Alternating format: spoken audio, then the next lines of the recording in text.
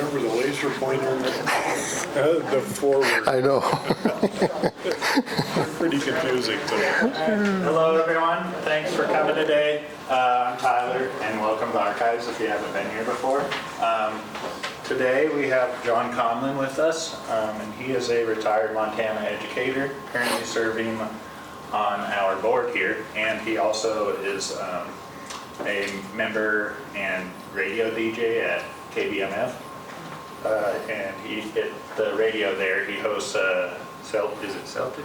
Celtic. Yeah, Celtic. Yeah. Folk music program and Butte Irish history. So if you haven't heard that yet, 102.5. I've heard him on there sometimes. It's very interesting. Anyway, and today he will be presenting about Ireland and Butte's Gaelic Leagues, especially from 1893 through 1916. Again, thank you, John. All right, thanks, Tyler. And go ahead. All right.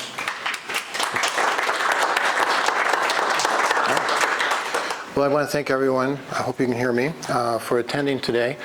And before I get going here, I just always like to honor and pay respect to where my family came from in Ireland. This will all be on my dad's side. My grandparents, aunts, and cousins all started in County Clare. And so I always like to start a picture on the far right. Maybe if you've been to Ireland before, you've been to the Cliffs of Moher. That's basically their backyard, although at that time my grandparents were, I was told, really didn't travel that direction too much. But also they grew up in Ennistimon, which is the picture to the left. It's a beautiful market town. If you've been to County Clare, it's right by Lahinge, 2 miles up the road. It was a market town in its early heyday. It's having a renaissance now. That's the Ina River that runs through that. It's a very beautiful spot. I have a cat that I've named the Ina after that. The other one is Nor, after the river Nor, because my wife's family is from Kilkenny, and if you've been to Kilkenny, you know about that. So what I like to just start with them. This is the cottage that my grandfather grew up in. It's still standing. My cousin next door built a house next door to it, and so I've been in the house before. I've actually been able to do some work on it because he wanted me to get my hands on a piece of history. So I've worked on the windows. I'm not very good at slate roofing, I'll tell you that right now. So he grew up in a little place called Deer Park West, and it's right up the hill from that river. My grandmother grew up in this cottage right across the road. It's still standing. Unfortunately, my cousin passed away a couple years ago, and so it's been sold, but the fellow who bought it has renovated it, and we've been in it. It's still kind of in the family. If you imagine yourself, God forbid this, but if you imagine yourself standing in the intersection of Granite and Montana, looking down maybe to about Platinum, they would be up at the courthouse, so their view down to the Conlans would have been at about Platinum, if you're familiar with that area. When this was a household where my grandmother and my aunts, cousins all grew up, basically, well, there was only one man in that household. So there's quite a bit of ties between the two families. My grandfather came first to the United States. 4 years later, he sent money continually to my grandmother. He was supposed to be sending it to the family, his Conlans, but he didn't. So the first time I went to Ireland, my cousin was wanted to know where that money happened to be. And then after we all started looking at each other and laughing, it's just been nonstop entertainment ever since then. But a little bit of Irish humor there. That's his union card. So Anna Marie Hogan on the left, Michael Francis Conlan on the left. These would be my grandparents, my father's parents. Just pay my respects here before we get started. I grew up in this little town. That's where they settled, Peoria, Illinois, central Illinois. That's the Illinois River. It dumps into the Mississippi River. So when I was 18, I left. A couple notables from Peoria, Richard Pryor, maybe if you follow comedy. People did not like him at the time. He was very controversial. Now there's a statue built in his honor. Dan Fogelberg, folk music, he grew up in Peoria. And Caterpillar Tractor, the source of numerous jobs and a good living wage for Peoria. Whoops. Oops, let me go back here one quick. As I mentioned, I was 18. I came out to Montana in the 70s, attended University of Montana. It was a world-changing experience for me to be in Missoula during the 70s, especially coming from the Midwest. I settled in Stevensville, Montana for about 35 years. I retired from teaching. My wife and I decided we were looking for a little bigger space, so we moved to Butte. We knew no one here in Butte. I knew no one, not a soul. And it's just been a great experience. But anyway, my goal was to hike every one of those drainages in the Bitterroots. So I think I was kind of successful. But anyway, we came to Butte, and I became very interested in Butte history and Irish history. I have dual citizenship with Ireland, so I take the study of the Irish history pretty seriously. But also, I might mention that I've been studying Butte Irish American organizations for a number of years now. And also Irish history. Now, there are certain events in Irish history that are tied to Butte history. Number one, during this time period, which we'll be looking at from about 1890 to about 1925, there was the Home Rule, 3 attempts at Home Rule for Irish independence. It failed. There was the Easter Rising, somewhat failed. There was the resulting War of Independence. There was the carving up of the 6 counties that are now in Northern Ireland that resulted in the Irish Civil War. And then mixed into all that, you had World War I and the Spanish flu. So it's a very important time period. And so what I'm interested in showing you today is how the Butte community responded to all these events. So that's kind of the direction we're headed. A couple things I would get in trouble from any history professor I ever took if I took a chunk and just started talking about it, but I'm going to do that. So the historical context I just mentioned, that's what's going on in Ireland right now. So also today we're going to talk about the origin and the evolution of Ireland's Gaelic League. Ireland's Gaelic League and Irish America. Irish America, if you remember, around the famine to about 1920, 4.5 million Irish came to America, and you know the connection with Butte. Irish Gaelic League President Douglas Hyde's visit to Butte, Montana. This is a great story. I think I found some nuggets, which I think you'll be very interested in. The establishment of the Butte Gaelic League and the accomplishments of the Butte Gaelic League. So that's kind of the direction we're going. I'll kind of try to stay on task as far as that goes. Let's see, get this going here. Okay, let's see. Sorry. Okay. I want to start with this. This is a poster that came from a Gaelic League Irish Language Week, and it's "Which side are you on?" Now in Ireland, you all know Ireland was under colonial rule from England. There's a couple ways that Irish people wanted independence. This is a picture of Ireland, the young woman there, with the pike. The pike was a symbol of resistance. Pike was used in all the Irish rebellions, early Irish rebellions. The strings controlling all the ports is control of Ireland. On the right side is Ireland, the woman shackled, has the Union Jack on her. So this is, and all the ports and everything are going to England. So you know England's just on the other side there. And a lot of times that area around Dublin was referred to as West Britain. So I wanted to just, the issue is, how do we obtain independence? Okay, the first one, real quickly, I'll just go through this and then we'll get to Butte. Stuart Parnell and John Redmond were part of the Parliamentary Party. This was a big push for Home Rule, which is limited government for Ireland. It was a dominion status type of thing. You might control some local things, but England was still calling the shots. They tried Home Rule 3 times.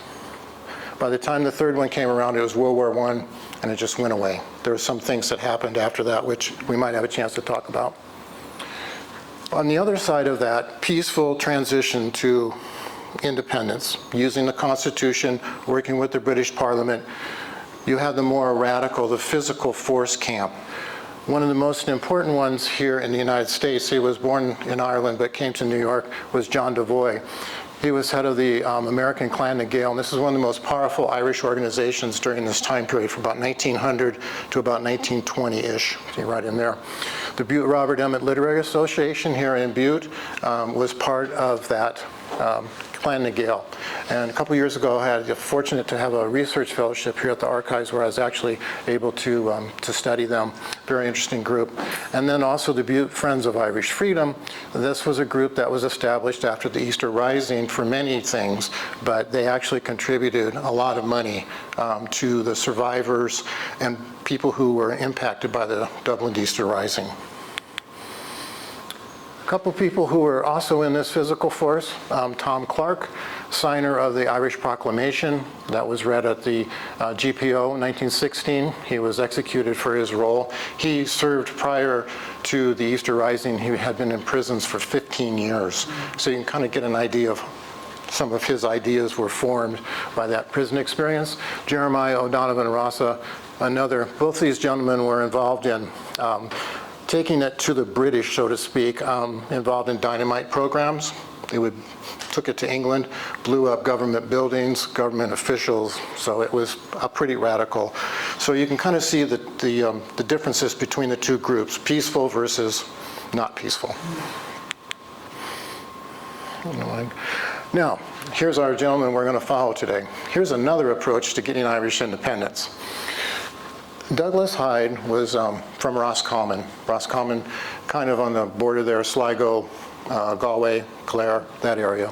The Gaelic League's founded not upon a hatred of England, but upon a love of Ireland. Hatred's negative passion is powerful, a very powerful destroyer, but it's useless for building up. Love, on the other hand, is like faith. Can move mountains in faith, we have mountains to move. Now, before you think that this is, the Gaelic League was everyone sitting around, having good things to say, I want to mention that there were several people who were signers of the Irish Proclamation who participated in the Easter Rising who were part of the Gaelic League. So Eamon Kent, Thomas Clark, Padraig Pearse, Joseph Plunkett, and Thomas McDonough were all Gaelic League people, all believed in physical force as a way to get independence, but they were also Gaelic League members. So there's a little bit of overlap here. It all wasn't total peace and love. Okay, Douglas Hyde and Eoin MacNeill decided that the only way to get Irish independence was to go back in time and become in tune with your Irish culture, whether it be language, arts, music, Gaelic sports. All of those things were important before. So even if you were to become independent, you wouldn't be so totally English. It would be an Irish type of movement. You needed to get your soul back before you could proceed. He teamed up with Eoin MacNeill to form the Gaelic League in 1893. Eoin MacNeill was also part of the Easter Rising. A lot of people point to him as the reason why the Rising failed. There was an order for his brigade or troop of men to progress. He had a counter order for that, so they stood down and they didn't come to the rescue of those at the Easter Rising. He took a lot of criticism for that, but he was also a minister of finance and education, a scholar. All these people were very interested in the Gaelic revival of arts and literature and music. So the two of them, now these aren't the only two. Others that were involved, Lady Gregory, a poet, a playwright. One of her studies of Irish folk is here at the Butte Public Library. You can look it up and find her. Mary Spring Rice on the far right, very beautiful portrait, but she was also involved in 1913 in gun running. That's her right there. And so this was an attempt to get 1,500 rifles that were being transported from Germany. So I just want to show you the crossover between the Gaelic Leaguers. Yes, they were peaceful, but they also had some pretty radical members within their group. Another person important in the Gaelic League was Agnes O'Farrelly, I don't even know where to start with her, but anyway, that's some of the highlights that she did in her career. She was a publisher, Dublin University language classes for women. She had a quote that said that the Gaelic League would be nothing without women. And I really thought that that was very touching, because in my research, and I think you'll find, the role of women in the independence movement is really overlooked, it's underreported, and it's starting to change a little bit. So one more person, Nellie O'Brien, I'll talk more about her. She came to Butte, but she was also part of the Gaelic League founding, so to speak. All right, so here's the Gaelic League. This is what this was. A different approach for gaining independence. 1892, Hyde said it was necessity for de-Anglicizing England. Irish people should be true to their own language, their literature, their culture, rather than copy English values and fashion. That's kind of getting what I was getting at before. You couldn't have an independent country if you still had all these English cultural traditions involved. Development of Irish language schools. Now you can imagine how the British felt about that. I'll just leave that alone there. Irish language, thank God, is neither Protestant nor Catholic, neither unionist or separatist. Very important part here. You know the division between religions. And to have a group that was responsive and open to all faiths. My favorite quote, I mean, how can you go wrong with this one? Religion and politics are the two sources of nearly all the quarrels, social and domestic. And that's 1893. So Douglas Hyde was, to me, a real visionary that way. Okay. And then, so this started out as a language revival, but as we move along in this presentation, you're going to find it turned out into a lot more than just celebrating Irish language. Oops, sorry, I'll go back up. Get used here, get my pointer. Down here, if you wish the Irish language to live on the lips of Irishmen, help this effort according to your ability. But it was more than that. It evolved into hurling, Irish football, my favorite, Irish music. The Robert Emmet Literary Association in Butte here in their minutes had the good of the order, and there was all these recitations, debates that were going on. I mean, it was pretty amazing. Irish dance, I mean, this past weekend, more uilleann pipers. But anyway, so it's evolving into more of a cultural renaissance where it's including all elements of what a culture would really be. So I'm kind of hoping, this is my favorite photo. I have 3 nuggets. This is the Black Raven Pipe Band from like 1903. And they were in Dublin. They were inspired by a group of pipers who were traveling through Dublin. And they formed their own band. And this flag right here supposedly goes back to 1014 at the Battle of Clontarf, where Brian Boru defeated basically the Vikings. And so we're talking about 1900, and they're celebrating something that happened, so 1014. So it's pretty, but anyway, I just thought that was a great picture, and I want to share it, that the music was part of this as well. Okay, so by 1900, we're still talking about language now. 50 branches throughout Ireland. The average branch was this membership, 47,000, 3,000 schools, 100 teachers, and the national language was finally established as a subject for entrance in its national university. If you know the history of Trinity College was closed to Catholics. It was only open to Protestants for a really long time. And so a national Irish university was established. But here's the key to my talk right here. The success led to a funding crisis because everything was moving so quickly. Membership and branches were really moving along. So there was a deficit of money. So now you probably know where I'm going here. But before we get to the money issue, how did that language happen? Now this fellow was a Catholic priest from Maynooth, Eugene O'Growney. He published the Simple Irish Lessons in Irish, and this was basically the textbook that was used for all the language schools that were in Ireland. He had health issues, so he came to the United States, Arizona, and California, passed away, and went back to Ireland. But his book is the standard for early Irish. It's an incredible story that he would contribute, but he was 5 books in a series, and so these teachers would use this book as they traveled Ireland. Now, how'd they do it? Well, there weren't cars. Well, there were, mostly by bicycle. So over here you have Douglas Hyde with some of his grandkids. He had 2 children, by the way, which I want to bring about because when we get to the story. And over here is Michael Collins. Now, Michael Collins was not involved in this, but that was such a great picture of a bicycle that I couldn't turn it down. And so that's how they got around. It's amazing, and if you've been to Ireland, that's not an easy thing to do on a bicycle. In fact, these people were celebrated, and there was Alice Milligan was a poet, and she actually wrote a poem about these bicycle teachers. You know, and I can pull this up again, but one of my favorite lines is right down here. They're waiting for the teacher to show up. We will while away with fiddle and dance and song. The way they say is rough and the school too far to reach. But wait, a stir at the door, and through the jostling throng comes a skin-drenched on his wheel who said he would come to teach. These people look forward to it. There was a teacher from Galway who commented saying that he had to ride through the mountains, and I know the mountains in Ireland aren't like ours, but the Audi Mountains, I'd looked this up, 1,300-foot elevation, Clare and Galway border, but riding over that. So they were celebrated, you know, they were heroes. Now, I'd mentioned the source of money. I'm going to introduce the American. John Quinn was an art collector.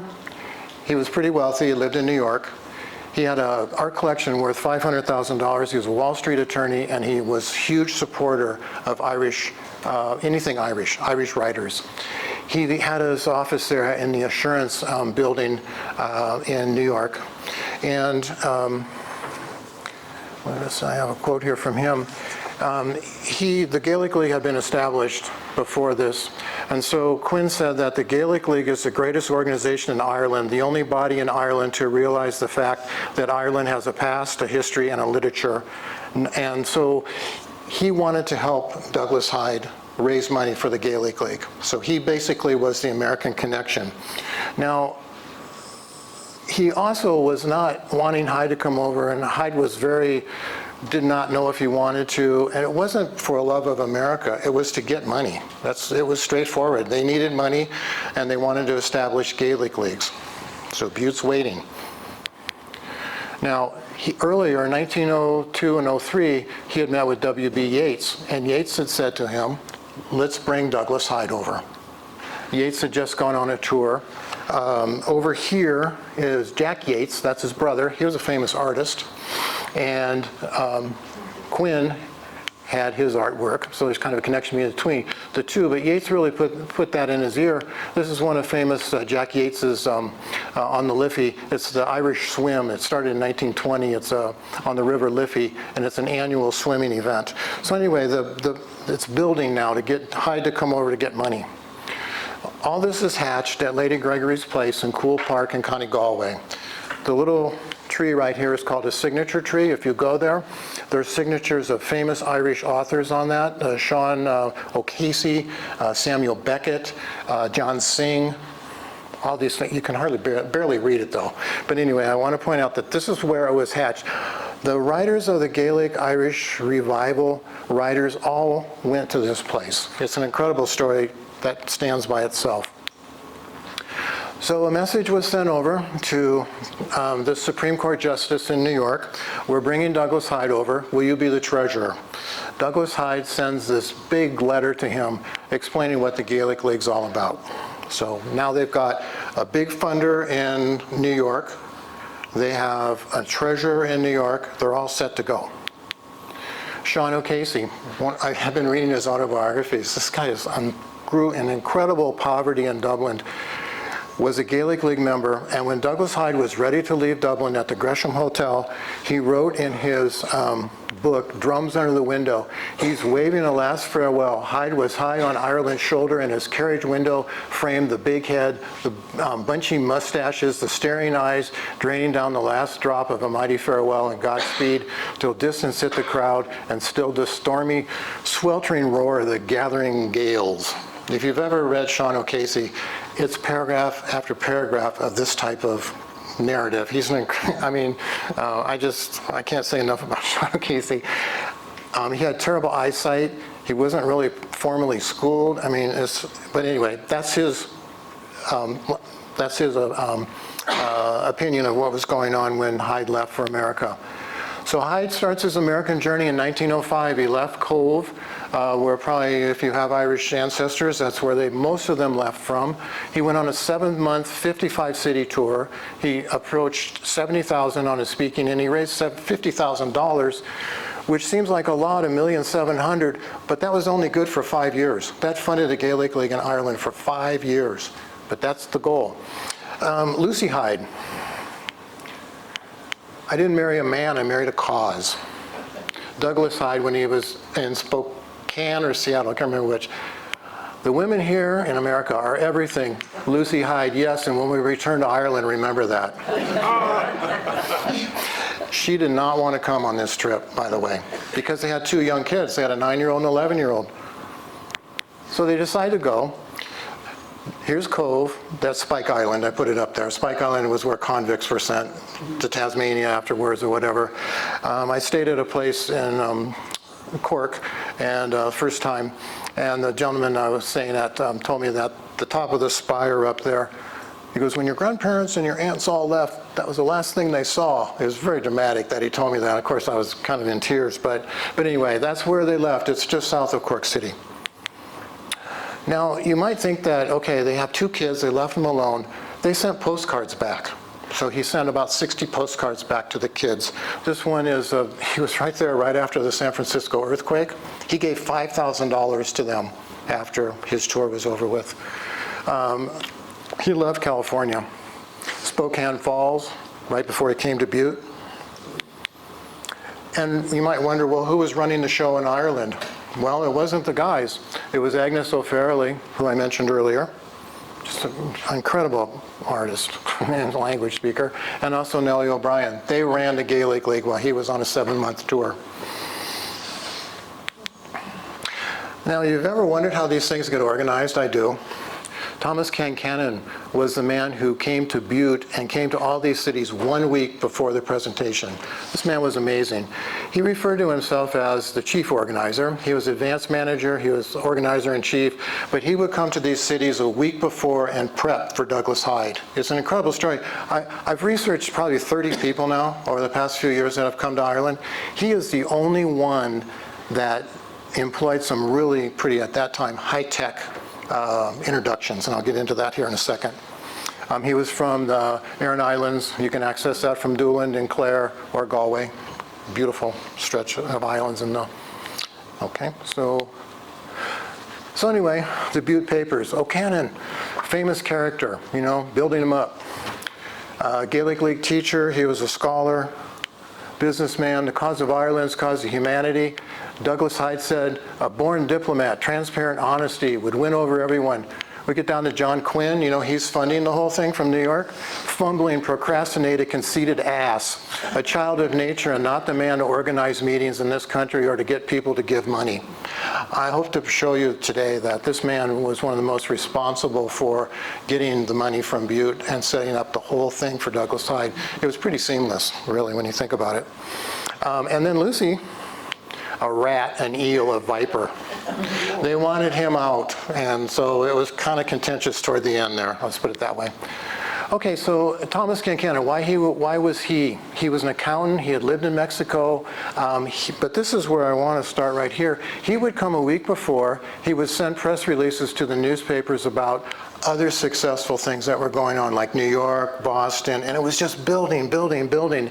And, you know, Hyde's the greatest Irishman of present day, a poet, a historian, a scholar, all rolled into one. And I mentioned this is very unique.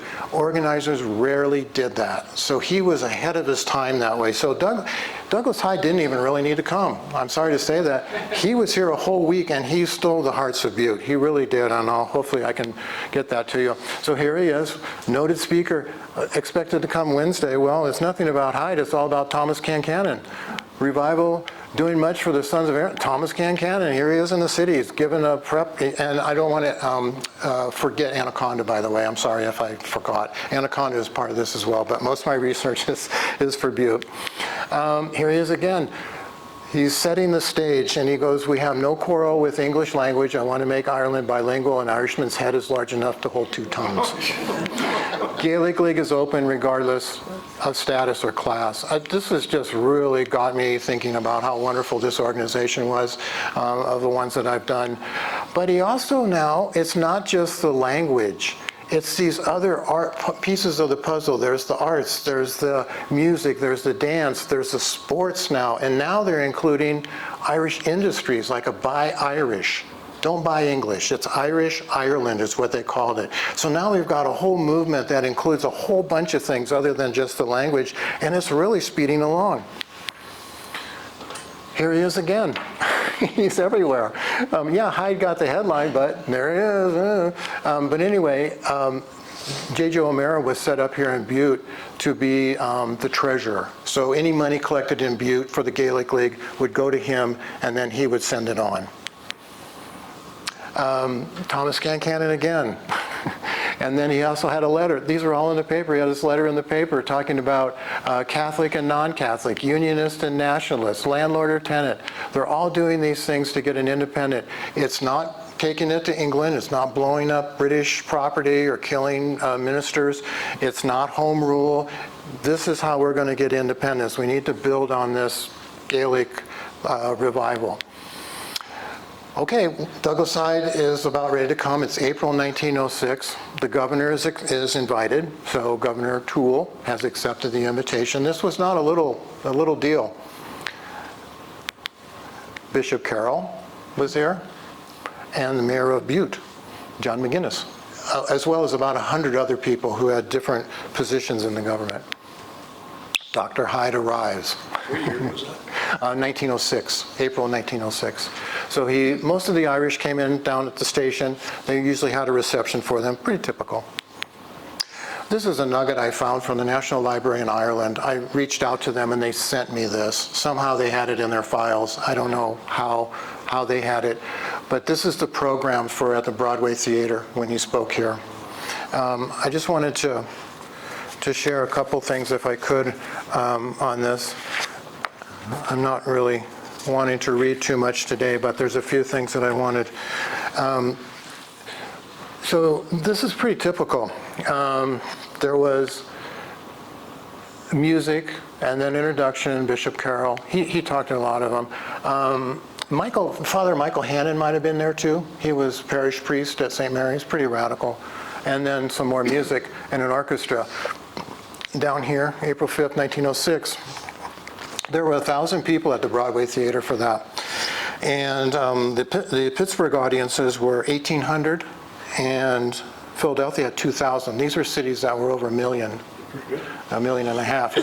If we had 100,000 here, which could be debatable, but it was a sizable one. So the Butte, and it was $1.50 to get in for that.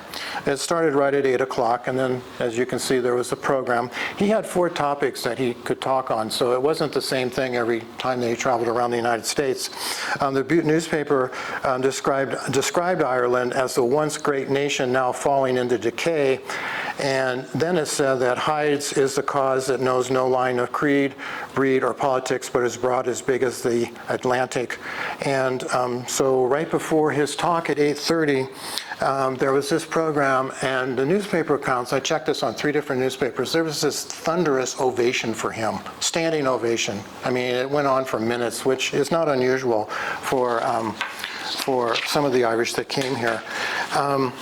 But basically, the British News Chronicle described him as a common man, so you can kind of see, tall, gray-eyed, favoring a mustache, and wears a tweed cap. A polished speaker, but sincere, thoughtful, respectful, and spoke in a delightful, soft brogue with a face that lights up with the warmth of a kilt.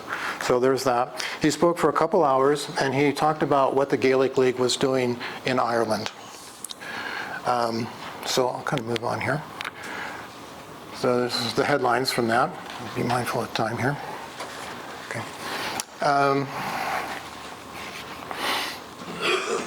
The headlines in the papers. I mean, all the newspapers covered him.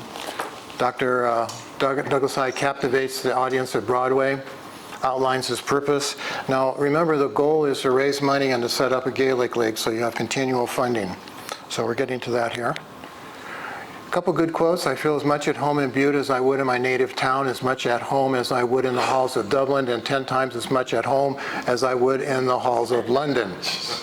And also down here, I kind of clipped that one. It said, I left Ireland to come to another country, but I discovered that in Butte, I'm in another Ireland. It's just, I mean, it touches me. I'm not a native, but for those people in the room here that are native, I think that speaks to your ancestors quite remarkably. And then here he is.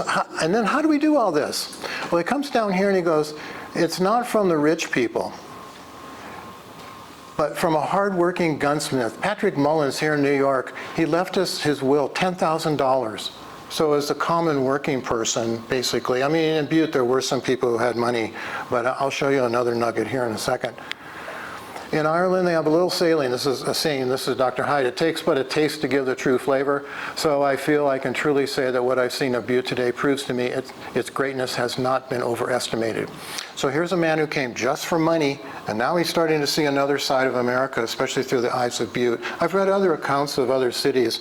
I've not run across this. I need to do more research, I guess, but I just not. He also had time to go do some sightseeing, which we'll talk about here in a second. And he took from the Thornton, he went to the Stewart Mine, went to Big Butte, he went to the local schools, toured the mountains, and there was they mentioned in the papers, I think this was a Cree Indian camp.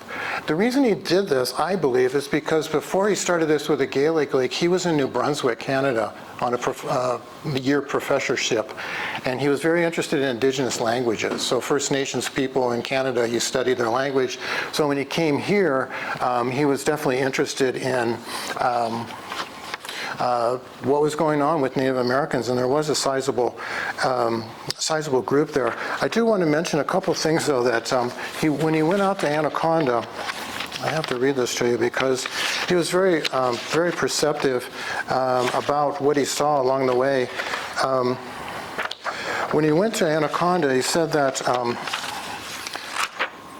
I've heard how great Butte is, and now I know it. But he was horrified. This is in his diary, to watch a cloud of arsenic pour out of a smokestack 300 feet high and carried by a breeze to settle on distant farmland. Montana, this is from his diary, Montana is completely owned almost body and soul by Standard Oil Company and other kindred corporations. They've succeeded in prompting any source of wealth that's worth anything, all the mines, the timber, the sources of water, and even the good valley land, and of course, they own the newspapers. So he was only here a few days. It's taken a lot of people. I think that pretty much summarized what he saw. But anyway, so that's what he did here in Butte. He's still not done yet, though. He's getting money, but he has not established a Gaelic League. So here we go. Butte leads all America in establishing the Gaelic League. It's a pretty amazing headline when you think about how did all that happen. Well, Hyde and Conlan are still in town. They meet at kind of the movers and shakers here in town. They decide that they're going to start a Gaelic League. So they had a meeting. They set up a temporary meeting, and in June, so this would be April, a temporary meeting for a couple months, and then in June would be the full branch of the Gaelic League. Let's see, I want to go on to the next one here. So, no relation, he's an O-N, I'm an A-N. Patrick Conlan was the first president of the Butte Gaelic League. This man's name is in Butte Robert Emmett Literary Association minutes. I don't know if he might have been a Hibernian, I'm not sure, but he was all over the place. He was the first president of the branch. The newspaper said that the Butte Gaelic League was the most profound exponent of Irish opinion in the community. That's going. I mean, you had the Hibernians, you had the Emmets, Daughters of Erin. In Anaconda, there was a Phil Sheridan, Friends of Irish Freedom. You had a ton of Irish groups here. This is what the newspapers seem to think. Now, this is another nugget. I found one of these for a previous presentation I did. For the old land and the old tongue, here's a list of all the people in Butte who contributed to the Gaelic League. Now, in previous times, I'm a little short on time, I would have gone through and broken that down by age, maybe gender, whatnot. I'm still working on that because you can see some of it's not in the best shape. But these are all people, and really when you look at this, yeah, there are some big ones. But when you look down this list, you know, people are not having a lot of money and willing to put $5 into this. They felt pretty strongly about it. So now, here we go. Starting to raise money. Gaelic League will meet downtown. They raise a fund. The money is cabled to Dr. Hyde. It's all pretty legitimate. And then here's some of the things about money. So over here, Hyde collected money from 46 cities that I could document. Butte ranked 4th in that list of 46 cities. When you think about that, the top ones in front were Chicago, San Francisco, and Philadelphia.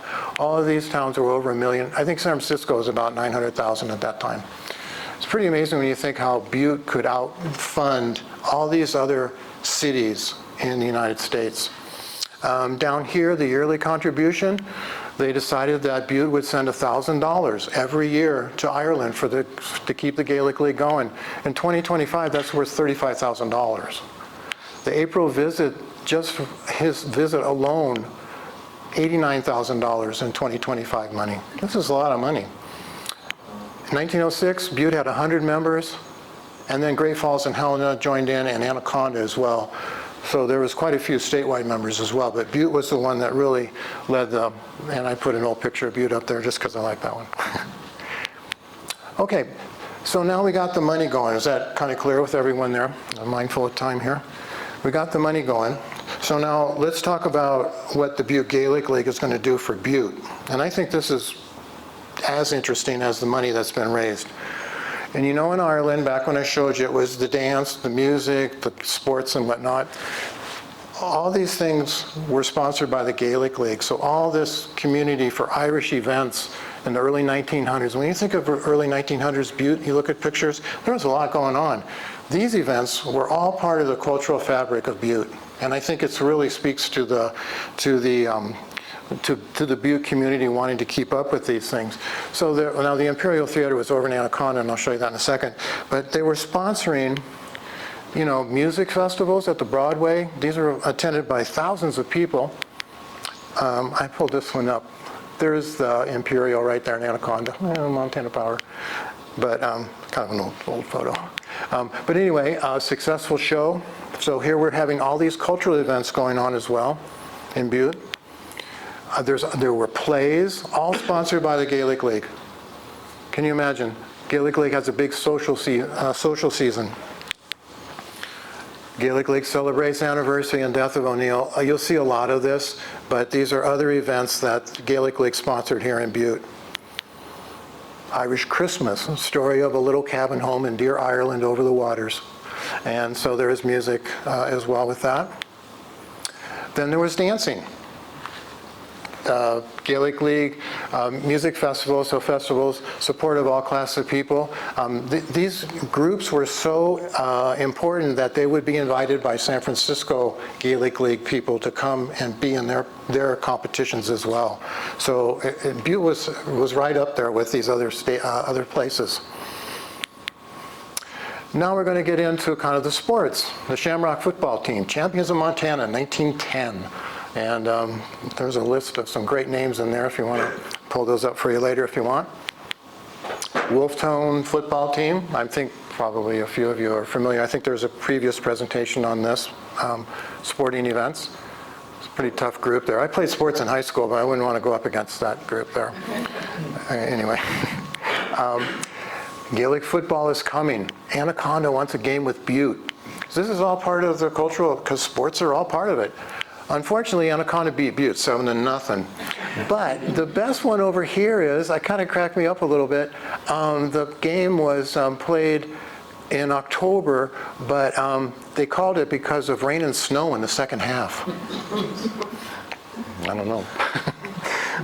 So anyway, and then now we're starting to get into the industrial, the Buy Irish part of the Gaelic League. And so Ireland sent people to Butte to promote Irish industries. So the Gaelic League is expanding its scope. And I think the thing I really want to emphasize is it wasn't a stagnant group. It was evolving as the times went on, and it incorporated a lot of things to keep Ireland in the minds of people. Another music festival. Teaching Gaelic is not the society's sole object. Irish manufacturing. So this is by Irish.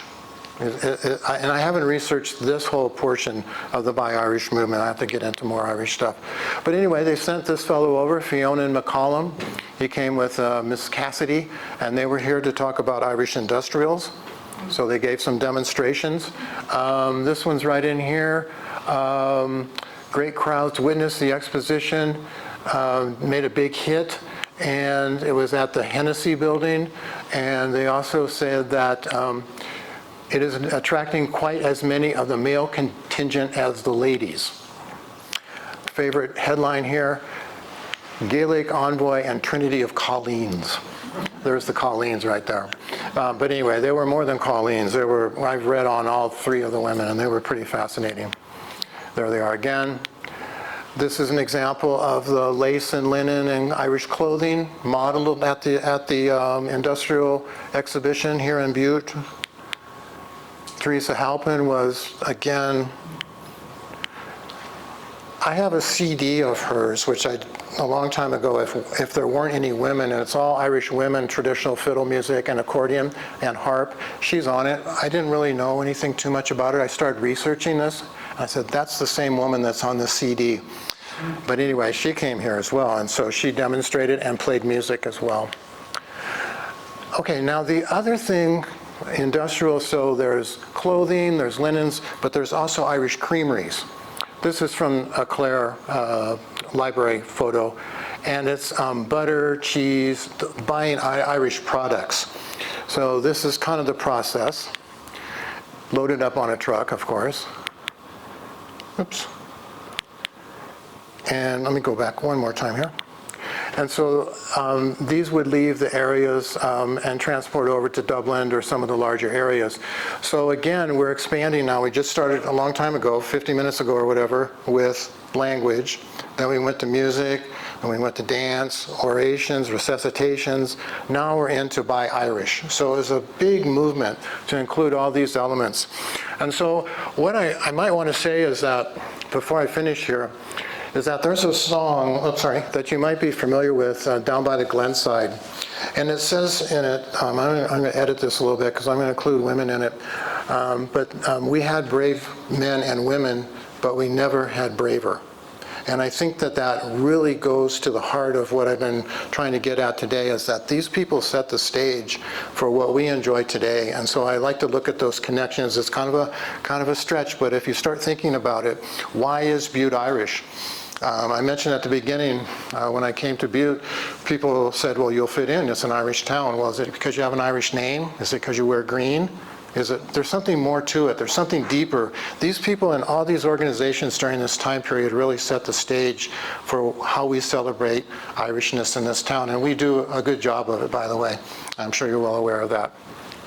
A couple things. I'm going to finish here, if you have some questions. Who was responsible for all this? Well, of course, Douglas Hyde was the main character. Thomas Conlan was another one. He might have done more, but no, Douglas Hyde was the main one. But W.B. Yeats, John Quinn said to Yeats, you did more to make him, so Hyde, you did more to make him known here than anyone else, and I finished the job. So think about that for a second. W.B. Yeats came in 1903 and 1904 and really pushed for Hyde to come here. Then you had John Quinn. He came here without any organization, was practically unknown except to a mere handful of insignificant Gaelic Leaguers. I don't really know how to take that, but he was a very practical, straight shooting kind of person. But also, I'm going to add, if you follow Irish politics right now, Michael D. Higgins is president of Ireland. the President of Ireland, the Taoiseach is the Prime Minister. They run the show, basically.